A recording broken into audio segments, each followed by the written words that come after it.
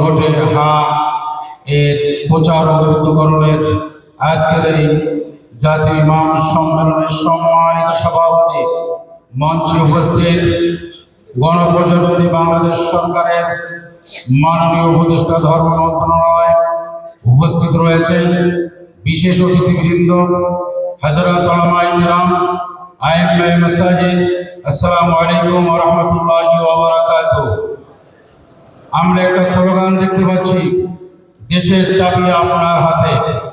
এই দেশের চাবি আপনার হাতে মানে হচ্ছে দেশের উন্নয়ন, দেশের পরিবর্তনের চাবি বাংলাদেশের উলামায়ে কিরাম এবং ইমামদের হাতে।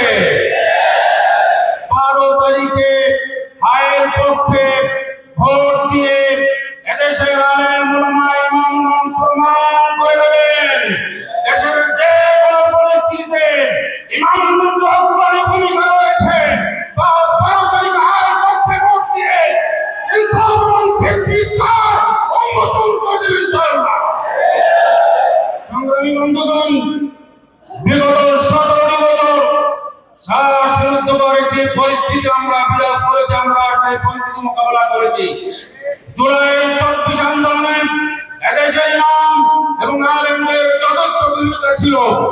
এদেশের অসংখ্য আলেমরা, অসংখ্য ইমামগণ চাকরি হারিয়েছেন, জেল জুলুমের শিকার হয়েছেন। ইমামরা অনেক মামলা, নির্যাতন, নিপীড়নের শিকার হয়েছেন। আমরা 12 তারিখে দেখিয়ে দেব এদেশে আর নির্যাতন, নিপীড়ন চলবে না। এদেশে উলামায়ে কিরাম রক্তবদ্ধ হয়েছে। ইনসাফ এবং ন্যায়ের একটি সমাজ এদেশে প্রতিষ্ঠিত হবেই হবে ইনশাআল্লাহ। আজ ওই যুদ্ধ হলে চিরতরে ফ্যাসিস্টদের আগমন বন্ধ হবে এবং সব ধরনের ক্ষমতার ভারসাম্য রক্ষা হবে।